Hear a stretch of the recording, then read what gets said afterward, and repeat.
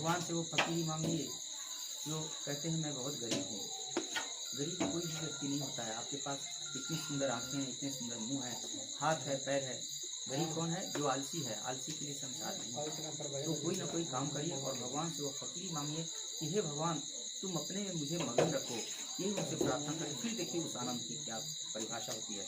अब आपको मैं एक वाक्य बताता हूँ कि विश्वास कैसे करना चाहिए किसी पर।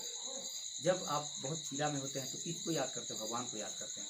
जब दुख होता है भगवान मैं बहुत गरीब हूँ, मुझे कुछ आप देख नहीं रहे हैं, तो भगवान उसको कैसे देखेंगे? तो जब आदमी सुख में रहता है तो उनको भूल जाता है और दुख होता है तभी याद करता है। तो इसी पर उन्होंने कबीर ने लिखा है कि दुख में सुमिरन सब करे और सुख में करे न कोई, और जो सुख में सुमिरन करे तो दुख क्यों होगा? दुख के कारण हमारे मन है, हमारे काम है, हमारे ही कर्म हमें दुख के कारण बनते हैं। क्यों? तो दूसरे के कर्म से कोई दुखी नहीं होता है। कोई भी व्यक्ति जो संसार में यहाँ इस कर्म, ये मृत्यु भूमि है, कर्म भूमि है, और कभी न कभी कोई न कोई जन्मों का कर्म है कि आज कोई रिक्शा चलाता है, कोई कलम चलाता है, कोई हवाई जहाज चलाता है। ये हमारे कर्मों का नतीजा है। तो आप भगवान को कहने लगते हैं हे ईश्वर आप कहाँ हो, हमारी दरिद्रता दूर हो रही नहीं है।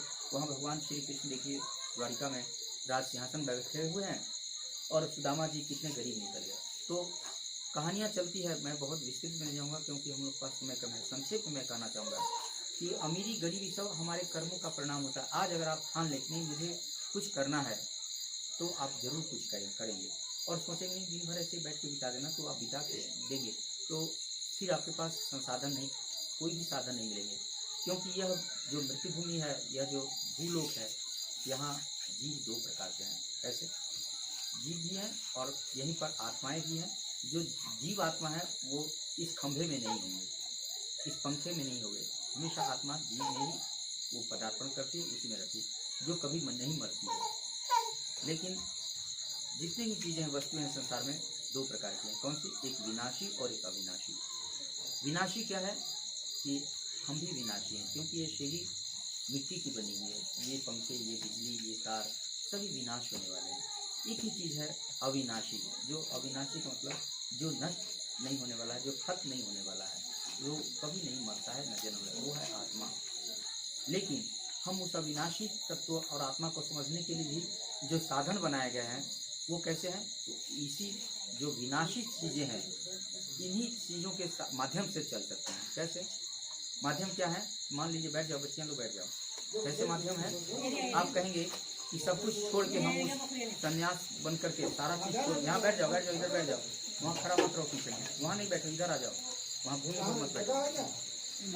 मैंने कहा कि ये जो धरती पर दो चीज़ें हैं, एक विनाशी एक अविनाशी। विनाशी जो आप देख रहे हैं हम हैं, ये पंखे हैं, हारमोनियम है, तबले हैं, जो चीज़ें दिखाई पड़ती हैं वो विनाशी चीज़ है।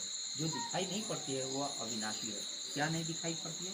तो एनर्जी नहीं दिखाई पड़ती। आत्मा जिस शक्ति से हम बोलते हैं और जो ताकत से आपको बोलने की जो आवाज़ जो हम बोलते हैं, ये आवाज़ सिर्फ वोट गिनते हुए दिख रहे हैं। कोई भी ऐसा व्यक्ति संसार में बना सकते जो मैं बोल रहा हूँ, कोई किसी को दिखाई दे रहा था? आप क्या देख रहे हैं? सिर्फ वोट गिनते हैं, ये दिखाने, ये विनाशी है। लेकिन अविनाशी जो तत्व है, वो जो आत्मा है, जो परमात्मा है, वहाँ तक पहुँचने का भी मार्ग यही है। विनाशी ही चीज़ है क्योंकि अगर आप मान लीजिए अगर आप कुछ खाएंगे नहीं, ये शरीर तुरंत नष्ट हो जाएगा। परमात्मा तक आप पहुँच जा पाएंगे? पेट में भूख लगी है और राम राम की खिला रहे हैं, नहीं मिलेंगे वो भगवान। आपको भोजन करना ही पड़ेगा, आपको पानी पीना ही पड़ेगा। यह अर्थात कहने का है जो विनाशी चीज़ है उन्हीं के को माध्यम बना करके हम अविनाशी चीज़ को प्राप्त करते हैं। बोलिए जय प्रभु। तो मैं प्रवचन के बहुत सारे समय लगते हैं, संक्षेप में मैंने कहा कि माध्यम विनाशी ही चीज़ें हैं और पहुँचना कहाँ है? हमारी मंजिल अविनाशी आत्मा के पास पहुँचना है। क्योंकि वहाँ जब हम पहुँचते हैं, मनुष्य का जीवन, चींटी भी देखते हैं और हाथी भी देखते हैं, दोनों में ही आत्मा है। उसकी आत्मा क्षणिक होती है, तुरंत नष्ट होती है, उसकी आत्मा दूसरे चींटी में या दूसरे जीव में धारण कर लेती है। और 84 लाख योनि कहा गया हमारे हिंदू शास्त्र के अनुसार से। इतनी जब हम पूरी कायनात में, पूरी ब्रह्मंडल में, इस भूमंडल ही नहीं, ऐसी ऐसी भूमंडल कितने ही बन रहे हैं, हजारों लाखों बन रहे हैं, कितने ही प्रकाश वर्ष दूर, और दूसरी दुनिया बन रही है। ये आत्मा विनष्ट हो जाएगी, फिर दूसरे में चली जाएगी। ये पदार्थ विनष्ट होंगे, नष्ट हो जाएंगे, फिर दूसरे पदार्थ की रचना होगी। एनर्जी जो है वह नष्ट होगी और दूसरी एनर्जी में परिवर्तन हो जाएंगे। लेकिन विनाशी से ही हम अविनाशी आत्मा की ओर पहुंचने का वो मार्ग है। तो अविनाशी चीज को आप नहीं छोड़ देंगे, नहीं हम खाएंगे नहीं सीधे परमात्मा में मिल जाए, ऐसा नहीं होगा। आपको भोजन करना ही पड़ेगा, पानी पीना ही पड़ेगा, काम करने ही पड़ेंगे, तभी आप इसके माध्यम से वहाँ तक पहुँच सकते हैं। कोई भी आदमी संसार में बता दीजिए, इतने साधु महात्मा लोग हैं, बिना खाए कोई रहते हैं क्या? बिना पानी कोई पिए रहते हैं क्या? 1 महीना 2 महीना काफ़ी तपस्या कर, फिर भी उनको आवश्यकता पड़ती है।